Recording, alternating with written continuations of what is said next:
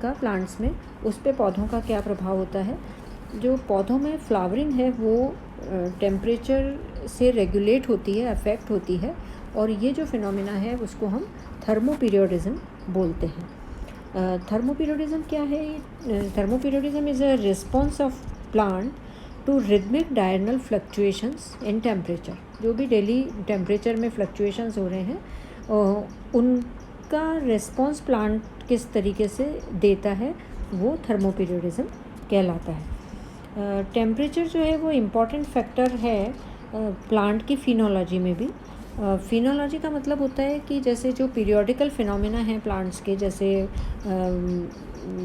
Flowering है, fruit का बनना, सीड का बनना, तो जो फ्लावरिंग के टाइम पे वो क्लाइमेट के हिसाब से किस तरीके से फ्लावरिंग होती है उसको हम फिनोलॉजी में डिस्कस करते हैं या उसका प्रभाव पड़ता है। दूसरा जो प्रभाव यहाँ पे हम देखेंगे वो है कि प्लांट के जनरल ग्रोथ या किस तरीके से प्लांट टेम्परेचर के प्रति अपना रिस्पॉन्स शो करते हैं। दोनों तरीके के टेम्परेचर, जो लो हैं और हाई टेम्परेचर हैं, वो प्लांट की ग्रोथ पे एडवर्स इफ़ेक्ट डालते हैं। बहुत लो टेम्परेचर जो है वो प्लांट में 2-3 तरीके के रिस्पॉन्सेस शो करता है, जैसे डेसिकेशन है, चिलिंग इंजरी या फ्रीजिंग इंजरी प्लांट में हो सकती है। डेसिकेशन में जो टिश्यूज़ हैं वो डिहाइड्रेटेड हो जाते हैं, क्योंकि जब सर्दी के दिनों में जब रैपिड हो जाता है, ट्रांसपिरेशन की रेट जो है वो ज़्यादा हो जाती है, उस समय बाद में एब्जॉर्प्शन सर्दी के दिनों में कम हो जाता है। उसकी वजह से जो प्लांट्स हैं वो निर्जलीकृत हो जाते हैं, क्योंकि एब्जॉर्प्शन सर्दी के कारण धीरे हो रहा है और दिन की धूप में ट्रांसपिरेशन की रेट ज़्यादा हो जाती है, तो प्लांट्स जो है वो डिहाइड्रेटेड हो जाते हैं और इसको हम डेसिकेशन कहते हैं। दूसरी इंजरी जो है वो चिलिंग इंजरी है। चिलिंग इंजरी में जो प्लांट हैं वो जो टेम्परेट रीजन के प्लांट्स हैं, जो सर्दी की जगहों में उगने वाले प्लांट्स हैं, वो चिलिंग इंजरी नहीं शो करेंगे, लेकिन जो हायर हॉट क्लाइमेट के प्लांट्स हैं वो चिलिंग इंजरी सफ़र करते हैं, उनमें हो जाती है जब वो लो टेम्परेचर के प्रति एक्सपोज हो जाते हैं। जब उनको लो टेम्परेचर मिलता है बहुत सर्दी के दिनों में, जो हॉट क्लाइमेट के प्लांट हैं, तो वो चिलिंग इंजरी शो करते हैं। और चिलिंग इंजरी में क्या होता है, जो कोशिकाओं के जो इंटरसेलुलर स्पेसेस हैं उनमें बर्फ़ जो है वो जम जाता है, और अगर टेम्परेचर में और ज़्यादा गिरावट आ जाती है तो यहाँ पे बड़े बड़े बर्फ़ के क्रिस्टल्स भी बन जाते हैं। ये जो प्रोटोप्लाज्म है, अगर बहुत और टेम्परेचर कम हो जाता है तो इंटरसेलुलर स्पेसेस के साथ साथ में जो इंट्रासेलुलर स्पेसेस हैं, जो प्रोटोप्लाज्म है, वो भी जम जाएगा और आइस के क्रिस्टल्स बन जाते हैं जब बहुत लो टेम्परेचर होता है तो, और इसको हम फ्रीजिंग इंजरी कहते हैं। तो जो इसमें क्या होगा, जो प्रोटोप्लाज्म है वो डिहाइड्रेटेड हो जाता है और कोएगुलेट हो जाता है, और जो और ज़्यादा टेम्परेचर पे जब प्लांट फ्रीजिंग इंजरी शो करते हैं तो इंटरसेलुलर और इंट्रासेलुलर दोनों स्पेसेस में बर्फ़ के क्रिस्टल बन जाते हैं। उससे प्लांट को मैकेनिकल इंजरी होती है, और जिसको हम पाला पड़ने के नाम से भी जानते हैं। कि सर्दी के दिनों में हम ये आपने पढ़ा होगा, समाचारों में भी आता है कि फसल को पाला मार गया, फसल गिर गई, नीचे हो गई। पाला पड़ने का मतलब होता है कि उसकी जो सेल्स हैं उनको मैकेनिकल इंजरी हो गई और वो अंदर आइस के क्रिस्टल्स उसमें जम जाते हैं। तो ये नॉर्मल मैदानी इलाकों में जहाँ टेम्परेचर वैसे ज़्यादा रहता है, वहाँ के प्लांट सर्दी के दिन में ये चीज़ उनको हो जाती है, या वो महसूस करते हैं, या वो सफ़र करते हैं उस चीज़ से। कोल्ड रीजन के जो प्लांट्स हैं उनमें चिलिंग इंजरी और फ्रीजिंग इंजरी नहीं पाई जाती, क्योंकि वो अडाप्टेड हो जाते हैं उन डिजीज़, उन इंजरीज़ के प्रति, या वो उनमें कुछ ऐसे अडाप्टेशन शो करते हैं जिसकी वजह से वो ये इंजरीज़ का इफ़ेक्ट उन पे नहीं पड़ता। जो कोल्ड टेम्परेचर के कोल्ड रीजन के प्लांट्स हैं उनमें सॉल्युबल शुगर्स और प्रोटीन्स जो हैं वो ज़्यादा अमाउंट में पाया जाता है कोशिकाओं में, और दूसरा, उनमें जो सेल सेप की ऑस्मोटिक कंसंट्रेशन है वो भी बढ़ जाती है, इसलिए फ्रीजिंग पॉइंट जो है उनका कम हो जाता है और वो फ्रीजिंग इंजरी उनको नहीं होती फ्रीजिंग पॉइंट कम होने की वजह से। और ये जो प्लांट्स हैं वो फ्रॉस्ट रेजिस्टेंट प्लांट्स भी कहलाते हैं।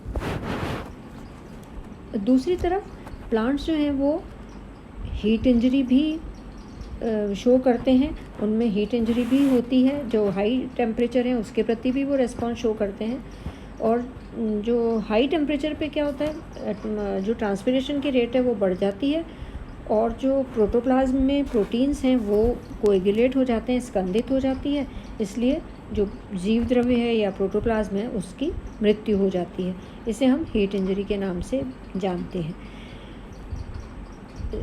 ऐसे पौधे जो जनरली टेम्परेट रीजन के प्लांट्स हैं और उन प्लांट्स में ये नज़र आती है, क्योंकि हायर टेम्परेचर की वजह से उनकी जो ये रेस्पॉन्सेस होते हैं, एंजाइम्स हैं, ऑक्सीडाइज्ड हो जाते हैं, प्रोटीन्स कोएगुलेट हो जाते हैं, इसकी वजह से वो जब ठंडे रीजन के पौधे हैं अगर उनको हाई टेम्परेचर दे दिया जाता है तो वो हीट इंजरी शो करते हैं। सिमिलरली जो हाई टेम्परेचर में ग्रो करने वाले पौधे हैं, जो वहाँ के पौधे ये इंजरी नहीं उनमें आती है, उनमें इसके लक्षण नहीं आते हैं, क्योंकि वो पौधे अपने मॉर्फोलॉजी में, एनाटॉमी में, फिजियोलॉजी में कुछ ऐसे अडेप्टेशंस कर लेते हैं, उनमें कुछ ऐसे फीचर्स डेवलप हो जाते हैं जिसकी वजह से वो बहुत हाई टेम्परेचर में भी सर्वाइव कर पाते हैं।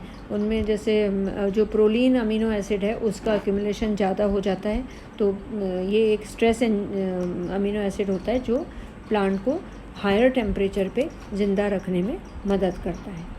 तो ये कुछ हाई और लो टेम्परेचर के प्रति प्लांट के रेस्पॉन्सेस होते हैं। दूसरा जो प्रभाव हम देखेंगे यहाँ पे सीड जर्मिनेशन पे या बीजों के अंकुरण पे टेम्परेचर का क्या प्रभाव होता है, तो वो भी दो तरीके से प्रभाव डालता है। कई बार जो डॉर्मेंसी होती है सीड की वो बहुत लंबी होती है और प्लांट के जो सीड्स हैं वो जर्मिनेट नहीं कर पाते, तो उनको चिलिंग ट्रीटमेंट दिया जाता है, उनको लो ट्रीटमेंट में रखा जाता है कुछ समय के लिए और उसके बाद उनकी डॉर्मेंसी टूट जाती है और वो जर्मिनेट कर पाते हैं। और जो सीड जर्मिनेशन उसका डायरेक्ट इन्फ्लुएंस भी है कि ये जो जर्मिनेशन की रेट है और अमाउंट है उसको भी बढ़ा देते हैं। तो इस तरीके से सीड जर्मिनेशन पे भी टेम्परेचर का प्रभाव देखने को मिलता है। जो ख़ास बात टेम्परेचर के रेफरेंस में है कि प्लांट्स टेम्परेचर के रेफरेंस में जियोग्राफिकली उनका डिस्ट्रीब्यूशन पैटर्न प्रभावित होता है और डिफरेंट तरीके के वेजिटेशनल जोन्स हमें मिलते हैं। जैसे जैसे हम इक्वेटर से पोलर रीजन की तरफ जाते हैं, मतलब बढ़ते हुए लैटीट्यूड्स पे और एल्टीट्यूड्स पे, दोनों पे हमें अलग अलग टाइप की वेजिटेशन टेम्परेचर के रेफरेंस में मिलती है। लैटीट्यूड्स का मतलब जब हम इक्वेटर से पोलर रीजन की तरफ जाएं, और एल्टीट्यूड का मतलब जब हम सी लेवल पे ग्राउंड लेवल से ऊंचाई की तरफ जाएं, तो हमें दोनों तरफ ये नज़र आते हैं।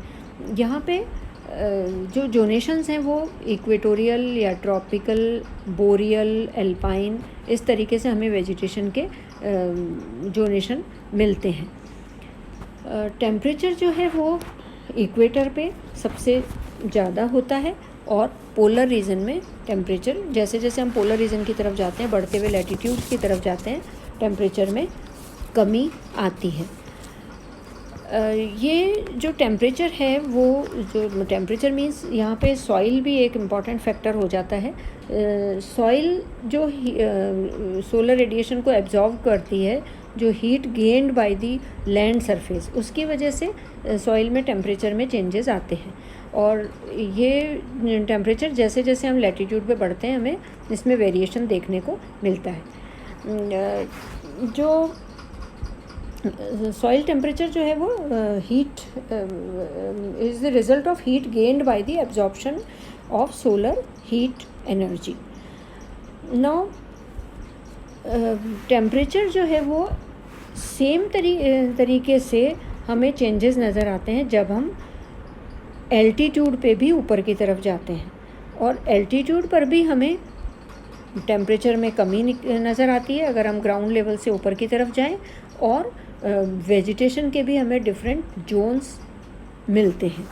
तो जो टेम्परेचर है वो लगभग 10 डिग्री फ़ारेनहाइट कम होता है जब हम 1 डिग्री लैटीट्यूड पे आगे बढ़ते हैं, और एल्टीट्यूड पे जब हम 300 फीट ऊपर जाते हैं तो हमें टेम्परेचर में 1 डिग्री की गिरावट नज़र आती है। तो ये जो बहुत इंटरेस्टिंग बात हो जाती है टेम्परेचर के रेफरेंस में कि जैसे जैसे हम बढ़ते हुए लैटीट्यूड्स की तरफ चल रहे हैं या जैसे जैसे हम बढ़ते हुए एल्टीट्यूड की तरफ जा रहे हैं, जो वेजिटेशन के जोन्स हैं वो मोर और लेस सिमिलर हैं। जो changes in both the latitude and altitude they show more or less similar effect upon the type of major vegetation of the world.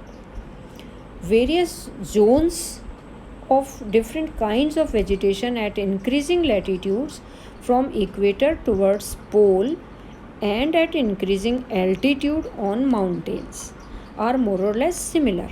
जैसा कि ये जो 2 डायग्राम आपके सामने नज़र आ रहे हैं, इसमें आप ऊपर वाले डायग्राम में देख सकते हो कि हम इधर हमने लेफ़्ट हैंड साइड में इक्वेटर को डिनोट किया है और राइट हैंड साइड में पोल्स हैं। तो जैसे जैसे हम इक्वेटर से पोलर रीजन की तरफ जाते हैं, मतलब बढ़ते हुए लैटीट्यूड की तरफ जाते हैं, हमें वेजिटेशन के डिफरेंट जोन्स नज़र आते हैं। कैसे? सबसे पहले हमें इक्वेटर पे जहाँ ज़्यादा टेम्परेचर रहता है हमें इक्वेटोरियल फॉरेस्ट या ट्रॉपिकल रेन फॉरेस्ट मिलते हैं। साथ में ही हमें इक्वेटर के पास में बिल्कुल अपोजिट टाइप की वेजिटेशन मिलती है जिसे हम ज़ीरोफिटिक प्लांट या डेजर्ट्स कहते हैं या ग्रासलैंड्स कहते हैं। ये भी हमें इक्वेटर या उसके आसपास मिलते हैं।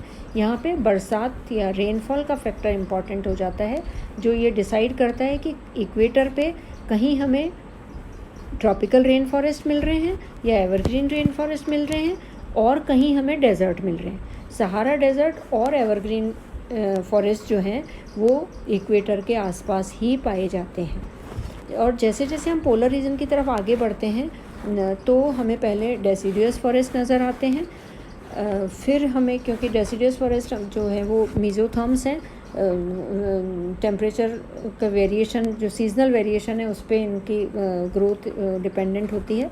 उसके बाद आगे और लैटीट्यूड्स पे पोलर रीजन की तरफ जैसे जैसे हम अग्रसर होते हैं हमें कॉनिफेरस फॉरेस्ट मिलते हैं। कॉनिफेरस फॉरेस्ट के बाद में हम एल्पाइन वेजिटेशन मिलती है हमें, जिसमें लाइकेंस वगैरह होती है, जो टुंड्रा रीजन है, और पोलर रीजन आइस कैप से ढका हुआ है, नो वेजिटेशन। तो ये जो वेजिटेशन के जोन्स हैं लगभग सिमिलर टाइप ऑफ वेजिटेशन के जोन्स हमें मिलते हैं जब हम एल्टीट्यूड पे ऊपर चलते हैं, जो नीचे वाले डायग्राम से आपको स्पष्ट यहाँ पे दिखाई दे रहा है कि एल्टीट्यूडनल जोनेशन में जो सी लेवल पे नीचे की तरफ हमें ट्रॉपिकल रेन फॉरेस्ट मिलेंगे। उसके बाद थोड़े ऊंचाई पे 3000 फीट के आसपास हमें ग्रासलैंड मिलते हैं, फिर डेसिडुअस फॉरेस्ट है, मतलब पहले हमें ट्रॉपिकल रेन फॉरेस्ट और ग्रासलैंड डेजर्ट तो एक ही साथ होते हैं, उसके बाद में डेसिडुअस फॉरेस्ट हैं, फिर कॉनिफेरस फॉरेस्ट हैं, और अगर अपन ऊंचाई पे जाएं फिर एल्पाइन रीजन या टुंड्रा रीजन मिलते हैं, और जो स्नो पीक्स हैं, हमारी माउंटेन्स की पीक्स हैं, वो स्नो कवर्ड हैं।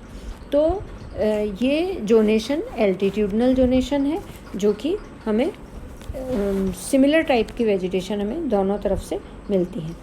यहाँ एल्टीट्यूड्स पे सॉइल भी एक इम्पॉर्टेंट फैक्टर है साथ में टेम्परेचर के साथ में, और रेनफॉल भी एक इम्पॉर्टेंट अपना रोल प्ले करता है।